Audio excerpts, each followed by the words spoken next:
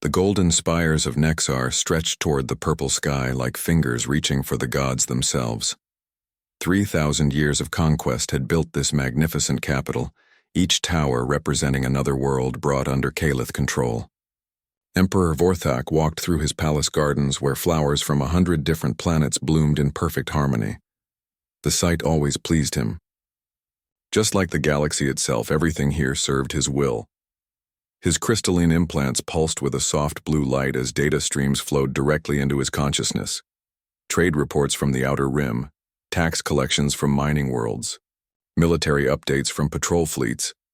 All of it painted the same picture of absolute dominance that had defined the Calith Empire since before most species had discovered fire. The morning tribute ceremony would begin soon. Representatives from dozens of conquered races would kneel before his throne, offering the wealth of their worlds in exchange for the privilege of continued existence. It was a ritual as old as the Empire itself, and one that never failed to remind the galaxy who truly ruled among the stars. A soft chime interrupted his thoughts. His advisor, Lord Kavath, approached with measured steps. The elderly Calith's implants flickered more rapidly than usual, indicating urgent news. My Emperor, we have received reports from our scouts in Sector 847. They have discovered a new species. Vorthak paused beside a fountain carved from Andorian crystal. Another species. In 3 millennia of expansion, they had encountered hundreds. Some surrendered immediately upon seeing Calith ships. Others fought briefly before accepting their fate.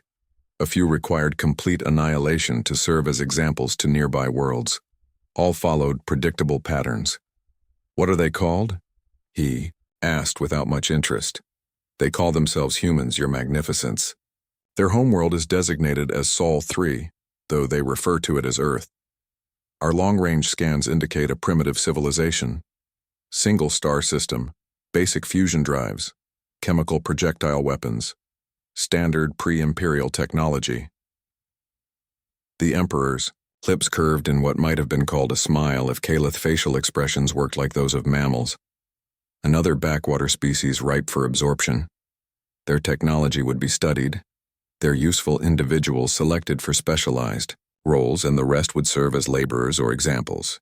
Assign a standard subjugation fleet. Level 3 protocol should suffice. At once, Your Magnificence. Shall I inform Captain Moreth? Vorthak nodded. Moreth commanded the flagship Eternal Dominion, a vessel that had brought 87 worlds into the fold without suffering a single defeat. His record was flawless, his methods efficient. The humans would surrender within hours of his arrival, just as all the others had. Far across the galaxy, in the outer reaches that the Calith considered barely worth patrolling, Admiral Rex studied, the holographic display floating above his desk aboard the Earth Defense Force headquarters. The images were troubling. Scout ships had detected massive energy signatures moving through hyperspace, heading directly for human territory. Rex had served in the Defense Force for 30 years, rising through the ranks during humanity's great expansion period. Unlike the peaceful exploration missions that most civilizations attempted, humans had approached space with the hard-learned lessons of their violent history. Every ship carried weapons. Every colony maintained defensive positions. Every child learned that the universe was not a friendly place. The Admiral's weathered face reflected years of preparing for a day he had hoped would never come. First contact with a hostile alien civilization. The scenario had been discussed, planned for, and trained against countless times. But discussing theory in comfortable conference rooms was very different from watching enemy fleets approach Earth itself. Sir, we're receiving more detailed scans from the outer monitoring stations. Lieutenant Brooks handed him a data tablet.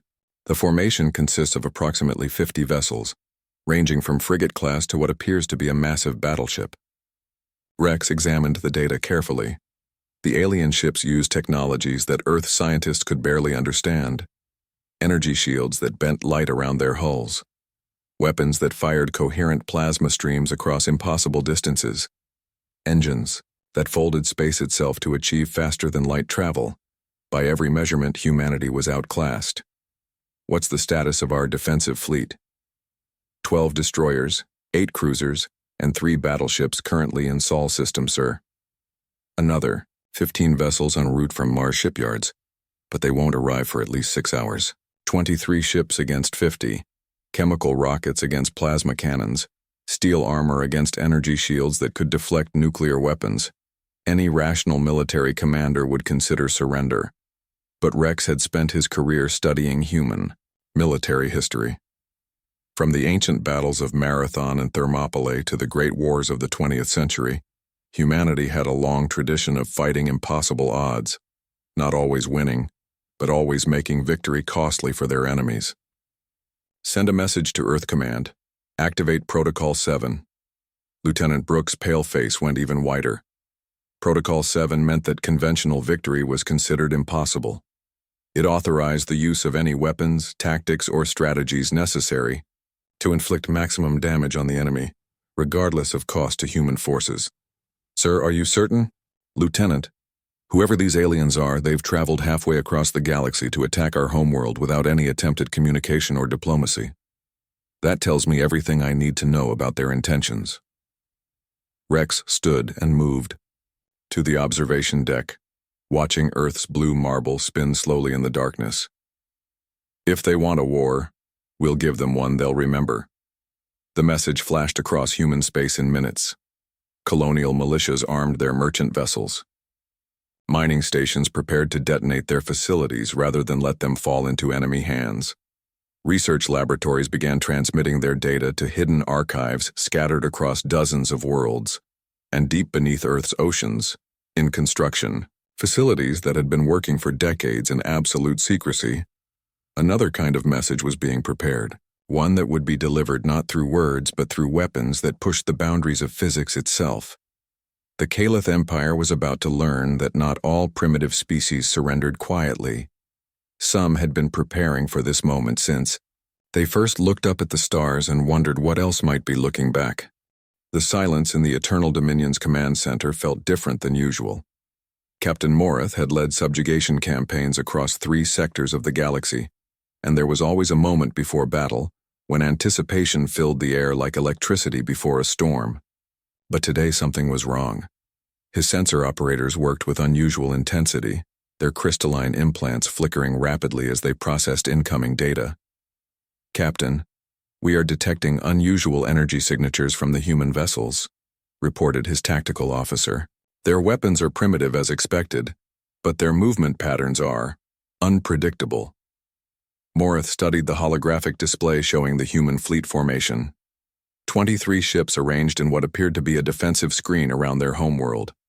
Standard tactical doctrine suggested they would attempt to engage at maximum range, hoping to inflict some damage before retreating to secondary positions. Instead, the humans were moving deeper into the asteroid belt that surrounded their system's outer planets. Are they attempting to hide? He asked. Unknown, Captain. Their communications are heavily encrypted. We cannot determine their intentions. The Caliph fleet had emerged from hyperspace at the edge of the Sol system 6 hours ago. Standard procedure.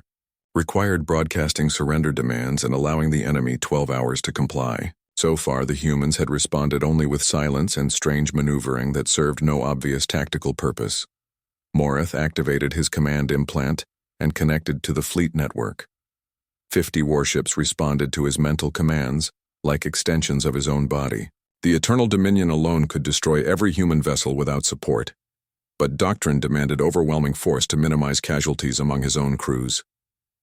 Begin the attack. All ships. Advance to engagement range. The Caliph fleet moved, forward in perfect formation, their energy shields shimmering like soap bubbles around each hull. The first exchange would tell him everything he needed to know about human capabilities. Most primitive species managed a few lucky hits before their inevitable surrender. Admiral Rex watched the enemy fleet approach from his command center aboard the heavy cruiser Defiance. The ship had been named after a 20th century aircraft carrier, continuing humanity's tradition of honoring vessels that had fought against impossible odds. Today, she would live up to that legacy. All ships, execute pattern Delta, he broadcast on the encrypted tactical channel. The human fleet scattered like startled fish, each vessel heading for predetermined positions among the asteroids. To the Caliph, It would look like panic or cowardice.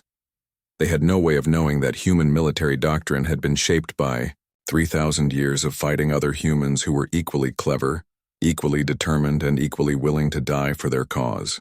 The first Calith plasma bolts lit up space with brilliant energy. They struck empty vacuum where human ships had been moments before. Return fire came from unexpected angles, as human vessels used the asteroids for cover, popping out long enough to launch missiles before disappearing again. The weapons exchange looked pathetic on any objective analysis. Human kinetic projectiles and fusion warheads against Calith plasma cannons and quantum disruptors. But Rex had studied the sensor data carefully. The alien shields had limits. Their weapons had recharge cycles. Their ships followed predictable movement patterns based on logical tactical assumptions. Logic was about to meet human stubbornness. "Target the lead destroyer," Rex ordered. "All ships, focus fire." 23. Human vessels opened fire simultaneously on a single Calith ship. The destroyer's shields flared and held, but Rex saw what he was looking for. Power fluctuations. Brief moments when the protective barrier weakened under concentrated assault. Pattern Gamma. Execute ramming positions. Captain Morith felt his first moment of concern as the human vessels changed course again. Instead of maintaining safe distances and trading long-range fire, they were accelerating directly toward his fleet.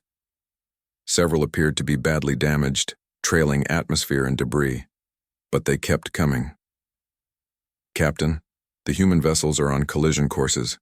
They're not responding to our warnings." Morith had encountered suicide attacks before. Desperate species sometimes attempted ramming attacks when conventional weapons failed. His shields could handle the impact of these primitive ships easily, but as he watched the tactical display, he realized the humans weren't simply trying to ram his vessels. They were targeting specific systems. The human cruiser Defiance accelerated past the point where her engines should have failed. Her captain had bypassed every safety system and was pushing the fusion reactors beyond their design limits. As Calith plasma fire tore through her hull, she maintained course toward the Eternal Dominion's primary weapon array. At the last second, the Defiance fired her remaining missiles at point-blank range, then detonated her own reactor just as she struck the flagship's shields. The explosion created a brief gap in the energy barrier, allowing the missiles to penetrate and destroy two of the massive ship's main gun turrets. Similar attacks erupted across the battlefield. Human ships that should have retreated instead pressed forward, using their own destruction as weapons. Each loss eliminated or damaged Calith vessels that were worth 100 times more in terms of technology and construction time. Morith watched his tactical display with growing disbelief. He was winning. The human fleet was being systematically destroyed. But each human ship took Calith vessels with them, and more importantly, they were learning from each exchange. Their attacks became more precise, their targeting more effective. "Captain, we are receiving a transmission from the surviving human vessels. Display it." The hologram showed a human male in a military uniform. His vessel was clearly dying, fires burning behind him and sparks showering from damaged systems, but his expression was calm, almost peaceful. "Alien Commander, I am Admiral Rex of the Earth Defense Force. I want you to carry a message back to your leaders. Tell your Emperor that Earth remembers its history. We have been preparing for this day for centuries. Today you learned what human ships can do. Tomorrow you will learn what human worlds can build." The transmission ended as Rex's ship suffered catastrophic failure and vanished in a ball of expanding plasma. Morith stared at the empty space where the human vessel had been. His fleet had achieved total victory. The human force was completely destroyed. But as he tallied his losses, he felt something he had never experienced in 87 successful campaigns. Fear. 15. Calith vessels had been destroyed or crippled by an enemy that possessed no advanced technology, no energy shields, no weapons that could penetrate their armor under normal circumstances. But the humans had made circumstances very abnormal indeed. They had turned suicide into strategy and desperation into doctrine. As the Calith fleet regrouped and began the journey back to Imperial space, none of them noticed the small probe that had been recording everything from the edge of the system. Admiral Rex's final gift to Earth was detailed intelligence on alien capabilities, transmitted in real time to the secret facilities where humanity's true answer was nearing completion. The Caliph Empire had won their first battle with humans. It would be their last victory. Emperor Vorthak's rage filled the throne room like a physical presence.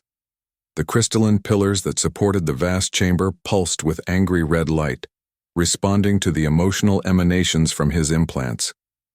Captain Morith knelt before the throne, his own implants carefully shielded to avoid triggering further Imperial wrath. 15 ships. Vorthak's voice carried the weight of 3 millennia of absolute authority.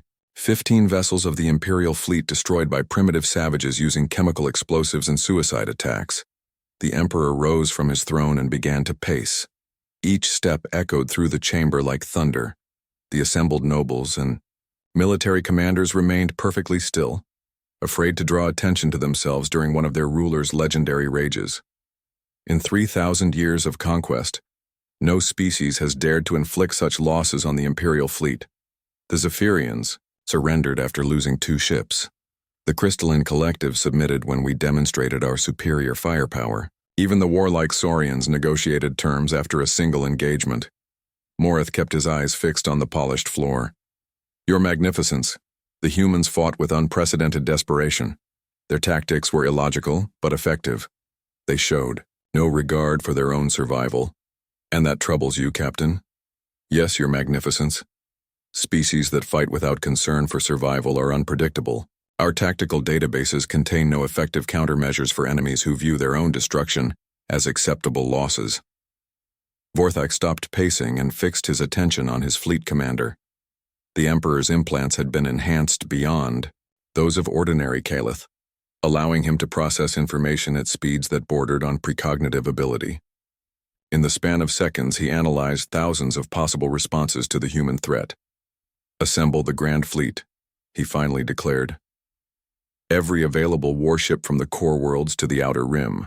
I want 1,000 vessels ready for deployment, within 1 standard month. The assembled nobles stirred uneasily. The Grand Fleet had been assembled only 3 times in Imperial history, each time to deal with threats that endangered the very existence of the Empire.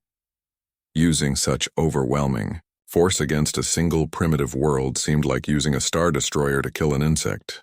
Your Magnificence, Lord Kaveth ventured carefully. Perhaps a smaller force would suffice. Our intelligence suggests the humans possess no more than 50 ships total across their entire system. Our intelligence also suggested they would surrender. After minimal resistance, Vorthak replied coldly. I will not make that mistake twice. The humans will face the full might of the Caliph Empire. Their world will be reduced to ash, and their species will serve as an example to any others who might consider resistance. Meanwhile, in the depths of Earth's Pacific Ocean, Captain Nova studied the final construction reports for humanity's ultimate weapon. The Terra's Wrath had been under development for 40 years, built in absolute secrecy in underwater facilities that officially didn't exist. The ship was so large that it had required the construction of artificial caverns beneath the ocean floor, hidden from every sensor system known to human science. Final systems check complete, Captain, reported Chief Engineer Williams. All primary systems are operational. Secondary and tertiary backups are online. The singularity cores are stable and ready for activation. Nova nodded slowly. She had commanded destroyers and cruisers during humanity's expansion into space, but nothing had prepared her for the responsibility of commanding a vessel that pushed the boundaries of physics itself. The Terra's Wrath was more than a ship. It was humanity's answer to the question of what happened when a species dedicated to warfare encountered technologies they couldn't match through conventional means. What's the status of the weapon systems? The quantum disintegration arrays are charged and ready. The dimensional phase cannons have completed their final calibration. The temporal distortion missiles are loaded and targeted, and the primary weapon. Williams paused, still struggling with the implications of what they had built. The reality anchor is prepared for activation. Nova understood his hesitation. The Terra's Wrath carried weapons that shouldn't exist according to the known laws of physics. But humanity had learned long ago that the universe was far stranger than their textbooks suggested. When conventional science reached its limits, human ingenuity found ways to push beyond them. How long until we can launch? 6 hours, Captain. The singularity cores need to reach full power before we can risk bringing the ship to the surface. Above them, Earth's surviving defense fleets had detected the approach of the Calith Grand Fleet. 1,000 alien warships were advancing through hyperspace toward the Sol system, their arrival calculated to occur in less than 72 hours. Every human world was preparing for the final battle. Colonel Hayes monitored the preparations from the Global Defense Council headquarters. The reports flooding in painted a picture of a species preparing for extinction. Colony ships were being loaded with essential personnel and sent toward distant star systems. Critical research data was being transmitted to hidden archives. Children were being evacuated from Earth itself to Mars and the outer colonies. But there were other preparations as well. The factories on Luna were working around the clock to produce specialized ammunition. The military research stations were transmitting their most classified projects to the Terra's Wrath. And deep space monitoring stations were tracking every movement of the approaching alien fleet. Colonel, we're receiving a priority transmission from Pacific Deep Base. Hayes activated his secure communication system. Captain Nova's image appeared on the holographic display, her face showing the strain of command, but also a grim determination. Colonel, the Terra's Wrath will be ready for deployment in approximately 4 hours. We're requesting final authorization to engage the enemy fleet. Understood, Captain. What are your estimated chances of success? Nova was quiet for a long moment. Sir, we've never tested most of these weapons against real targets. Our simulations suggest they should be effective, but we're dealing with technologies that exist at the edge of theoretical possibility. The honest answer is that we don't know what will happen. Hayes nodded. It was the same answer he had been getting from scientists and military commanders for weeks. Humanity was about to gamble everything on weapons that might work, tactics that had never been tested, and technologies that pushed the boundaries of known physics. Captain, you are authorized to engage at your discretion. The fate of Earth is in your hands. As the communication ended, Hayes walked to the observation deck and looked up at the stars. Somewhere out there, the largest alien fleet in Galactic history was approaching with the intention of destroying his species.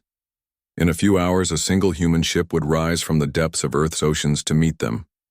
The weapon systems aboard the Terra's Wrath represented the combined scientific knowledge of humanity's greatest minds, working in secret for decades to prepare for this moment. They had taken technologies that were barely understood and pushed them beyond all reasonable limits.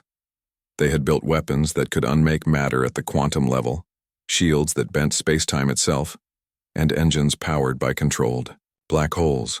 Whether it would be enough remained to be seen. But as Hayes watched the stars, he felt something that surprised him. Not fear or despair, but anticipation. Humanity had spent its entire history fighting impossible odds and finding ways to win. Today would test whether that tradition could survive contact with an alien empire that had never known defeat. Deep beneath the Pacific, the Terra's Wrath began its final preparations to rise and answer that question. The water above the Pacific Deep Base began to glow with an eerie blue light as the Terra's Wrath rose from the depths. Fish fled in all directions, their primitive senses detecting energy signatures that had no place in the natural world. The ocean itself seemed to part before the massive vessel, as if reality was making room for something that challenged its fundamental laws. Captain Nova watched the depth readings decrease on her command display. 5 kilometers, 3 kilometers, 1 kilometer. The ship had been designed to function in the crushing depths of the ocean floor, but its true home was the vacuum of space where the laws of physics could be bent without concern for atmospheric interference. Surface breach in 30 seconds, Captain, reported Lieutenant Torres from the navigation station. All systems are operating within acceptable parameters. The singularity cores are stable at 97% efficiency. Nova gripped her command chair as the Terra's Wrath broke through the surface of the Pacific Ocean. The ship was enormous by any standard, stretching over 15 kilometers from bow to stern and massing more than most asteroids. Its hull was scarred from the rapid construction process, but those imperfections only made it look more threatening, like a predator that had survived countless battles. "Take us to orbit, Lieutenant. Best possible speed." The Terra's wrath rose. From Earth's surface on pillars of controlled gravity distortion, leaving no exhaust trail or energy signature that conventional sensors could interpret. As it climbed toward the stars, its hull began to shimmer with the activation of defensive systems that existed at the bleeding edge of human scientific knowledge.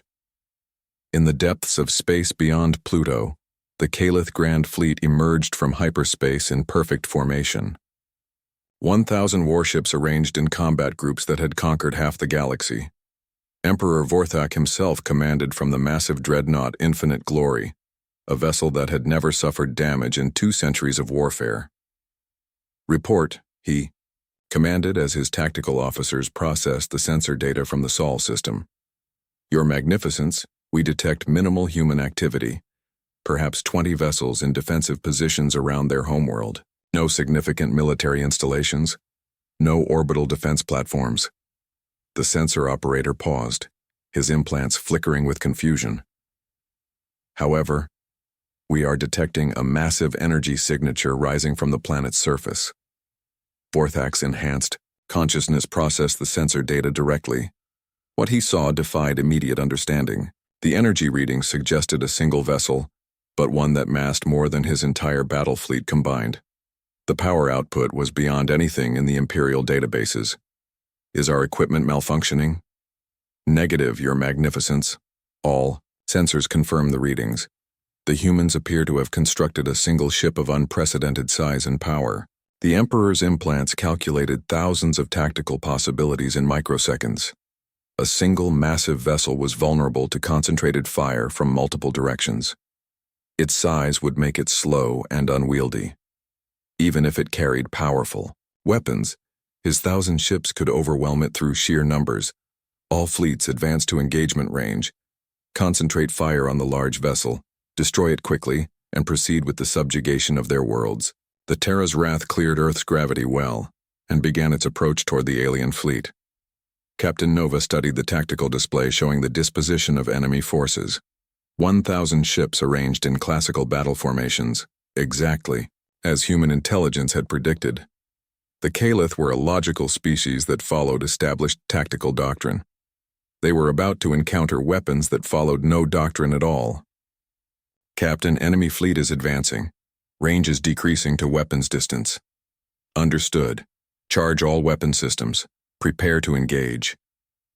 Throughout the massive ship, systems that had never been tested under combat conditions came online for the first time. The quantum disintegration arrays drew power directly from the singularity cores, creating coherent beams of energy that could unmake matter at the subatomic level.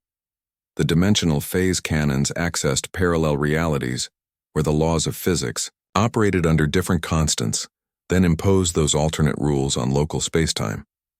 And deep in the heart of the ship, the reality anchor prepared to demonstrate why human scientists had spent 40 years building weapons that shouldn't exist.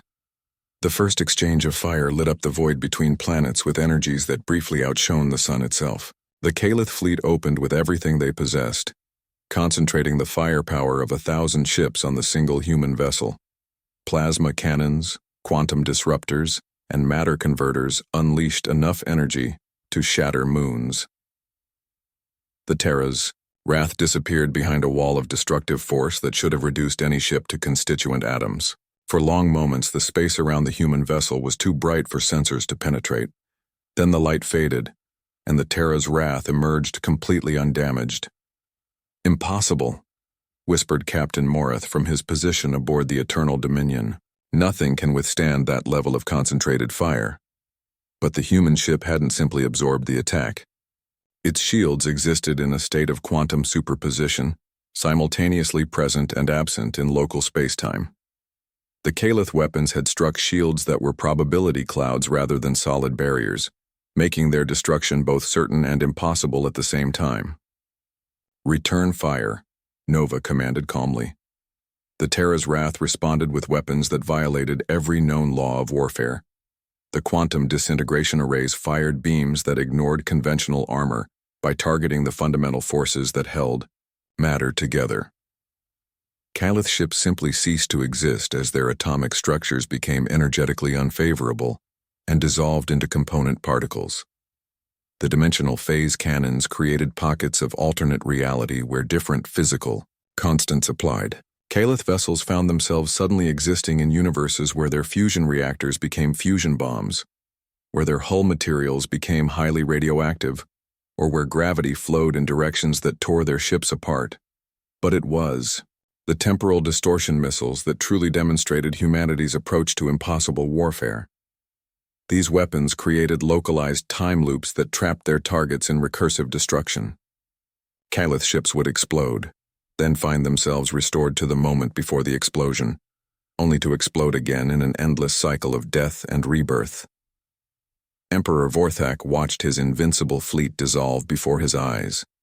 Ships that had conquered worlds vanished without trace. Vessels that had never known defeat found themselves trapped in temporal paradoxes that made victory and defeat meaningless concepts. "How is this possible?" he demanded of his tactical officers.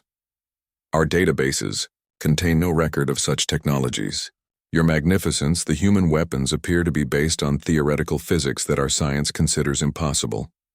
They are somehow manipulating the fundamental constants of reality itself." The Eternal Dominion shuddered as quantum disintegration beams passed nearby, close enough to affect the ship's gravitational field but not quite close enough to unmake its atomic structure. Morith realized that the human vessel was deliberately avoiding total destruction of his flagship, as if it wanted witnesses to survive. "All ships, retreat to minimum safe distance," Vorthak commanded. His military training warred with 3 millennia of imperial pride, but survival won. "Maintain defensive positions but do not engage." The Terra's wrath ceased fire and broadcast on all frequencies. Captain Nova's image appeared on every Calith command screen, her expression neither victorious nor vindictive but simply tired.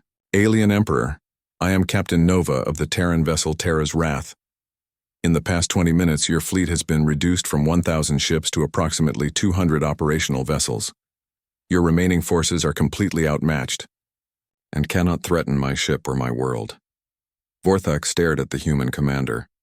In her eyes he saw something that shook him more than the destruction of his fleet. Not hatred or bloodlust, but sadness, as if she regretted the necessity of what had just occurred. "I offer you a choice," Nova continued. "Withdraw your forces from human space and return to your empire with word of what you have witnessed. Or continue this engagement and watch the remainder of your fleet join the wreckage floating around us." The Emperor's implants processed the tactical situation with crystalline clarity. His remaining ships possessed no weapons capable of threatening the human vessel. Their shields could not protect them from weapons that rewrote the laws of physics. Continuing the battle would accomplish nothing except the complete destruction of the Grand Fleet.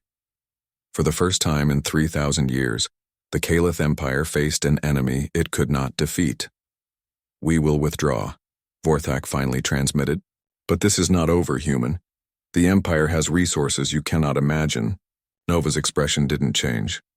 "Emperor, I hope you understand what you witnessed here today. This single ship represents 40 years of human scientific development focused on one goal. If your Empire forces us to build more vessels like this, 1. The next fleet we send will not offer you the choice to retreat." As the surviving Calith ships began their withdrawal from the Sol system, Emperor Vorthak contemplated the impossible. His empire, built on technological superiority and military dominance, had encountered a species that treated impossible physics as engineering problems to be solved. The age of Calith supremacy was ending, and something far more dangerous was taking its place. News of the Grand Fleet's defeat spread through the galaxy faster than hyperspace itself. On worlds that had bowed before Calith might for centuries, governors found themselves facing uprisings they couldn't suppress. Species that had accepted subjugation as an unchangeable fact suddenly discovered that the impossible was merely difficult, and that empires could fall as quickly as they had risen. Lord Kaveth burst into the imperial throne room without ceremony, his implants flickering wildly with incoming reports. Your Magnificence, we are receiving rebellion confirmations from 47 worlds. The Andorian system has declared independence. The mining colonies in Sector 12 have ceased tribute shipments. 3 entire star systems have gone dark. Emperor Vorthek sat motionless on his throne, staring at holographic displays that showed the systematic collapse of everything he had built. Red indicators marked worlds in open revolt. Yellow markers indicated systems where local governors had lost control. Green, representing loyal imperial territories, was becoming an increasingly rare color on the galactic map. "How many ships do we have available for pacification operations?" he asked quietly. "Fewer than 300 operational vessels, Your Magnificence. The majority of our fleet was destroyed at Earth. The remaining ships are being recalled to defend core worlds. 300 ships to control an empire that spanned thousands of star systems. It was impossible. For 3 millennia, the Caliph had ruled through the promise of overwhelming retaliation against resistance. Now that promise was revealed as empty, and subject worlds were responding with 3,000 years of suppressed rage. Your Magnificence," Kaveth continued hesitantly. "We have also received reports of the human vessel, the ship that destroyed. Our grand fleet has been detected in 17 different star systems over the past month." Vorthak's attention focused with laser intensity. "Explain." "The vessel appears to be conducting what they call diplomatic missions with former imperial territories. They are not conquering or occupying. They simply arrive, demonstrate their capabilities to local forces, and broadcast a message offering protection from imperial retaliation." The Emperor's enhanced consciousness processed the implications with terrifying clarity. The humans were systematically destroying his empire not through conquest, but through the simple demonstration that alternatives to Caliph rule were possible. They were offering protection to rebellious worlds, and no imperial force could challenge their ability to provide it. Captain Nova stood on the observation deck of the Terra's Wrath as the massive ship approached another former Caliph stronghold. The fortress world of Kepler Prime had served as a regional command center for 3 centuries. Its orbital defenses designed to break any rebellion before it could spread to nearby systems. Those defenses now floated as debris around the planet, destroyed not through battle but through careful demonstration. The Terra's Wrath had arrived, announced its intentions, and then used a single quantum disintegration beam to reduce the primary orbital station to component atoms. The remaining installations had surrendered immediately. "Captain, we're receiving a transmission from the planetary surface," reported Commander Drake. "Governor Thane requests permission to come aboard." "Grant it. Extend full diplomatic courtesy." An hour later, Nova found herself in the ship's main conference room facing a being she had never expected to meet. Governor Thane was Caliph, his crystalline implants marking him as a member of the species that had tried to destroy humanity, but his posture spoke of defeat rather than defiance, and his expression suggested genuine curiosity rather than hatred. "Captain Nova, I must ask you directly. What do you want from us?" Nova studied the alien governor carefully. Intelligence. Reports suggested that Thane had ruled Kepler Prime with relative moderation, focusing on economic development rather than oppression. He was representative of a new generation of Caliph administrators who had never known anything except imperial dominance. "Governor, we want nothing from you except the assurance that you will not attempt to rebuild your empire through conquest of weaker species. Your people are free to govern themselves, trade with their neighbors, and develop their civilization. We simply will not allow you to impose your rule on others. And if we refuse? If the empire chooses to rebuild its military and resume expansion?"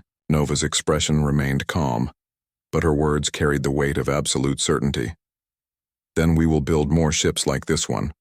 We will deploy them throughout the galaxy, and we will ensure that no species ever again faces the choice between submission and extinction." Thane was quiet for a long moment. "Your species destroyed the greatest military force in galactic history, yet you offer mercy to your enemies. Why?" "Because we learned something that your empire never understood, Governor. True strength isn't the ability to destroy your enemies. It's the wisdom to know when destruction is unnecessary." Nova gestured toward the viewport where Kepler Prime rotated peacefully below them. "We didn't come here to conquer worlds. We came to free them. 6 months later, Emperor Vorthak made a journey he had never thought possible. The Imperial transport approached Earth's orbital defenses under a flag of truce, carrying the ruler of a crumbling empire to meet with the species that had ended 3 millennia of Kalith dominance. The meeting took place aboard a neutral station in Earth's outer system. Vorthak found himself in a simple conference room, facing human leaders who wore no crowns or symbols of absolute authority. President Chen of the Global Defense Council sat across from him, flanked by Admiral Torres and Captain Nova herself. Emperor Vorthak, President Chen began, we appreciate you accepting our invitation to discuss the future of galactic politics. I had little choice, Vorthak replied. My empire is collapsing. Worlds that obeyed Imperial commands for centuries now refuse to acknowledge our authority. Your ship has made it clear that we cannot restore order through military force. That was the intention, Nova said quietly. Your empire was built on the principle that might makes right. We simply demonstrated that there's always someone stronger. Vorthak studied the human officers with his enhanced senses, analyzing their emotional states and physiological responses. What he found surprised him. No triumph, no satisfaction at his defeat. Instead, he detected something that his species had forgotten existed among galactic powers. Genuine concern for the welfare of other beings. What do you want from the Kalith Empire, he asked. President Chen leaned forward. We want you to join the Galactic Cooperation Council that we're establishing, a forum where disputes can be resolved through negotiation rather than warfare, where technological advancement benefits all species rather than just the strongest. And, if we refuse, then you'll be left alone to govern whatever worlds choose to remain loyal to you, Admiral Torres replied. But you'll do so without the ability to threaten or conquer others. Vorthak processed this information with growing disbelief. You're offering us partnership instead of demanding our surrender? Emperor, we studied your history before this. Conflict began, Nova explained. The Kalith were once explorers and traders, not conquerors. Your empire began as a defensive alliance against a hostile galaxy. It only became oppressive when you decided that subjugating others was easier than cooperating with them. The Emperor's implants flickered as he accessed historical records that had been classified for 2 millennia. The early days of Kalith expansion, when they had sought to protect weaker species rather than exploit them. The gradual transformation, from protectors to overlords as military necessity became imperial policy. You're suggesting we can return to what we once were? We're suggesting that the galaxy is big enough for all of us, President Chen replied, but only if we work together instead of trying to dominate each other. The negotiations continued, for days. Representatives from dozens of species arrived to participate in the formation of what would become the Galactic Cooperation Council. Former enemies sat at the same table, working out frameworks for trade, dispute resolution, and mutual defense.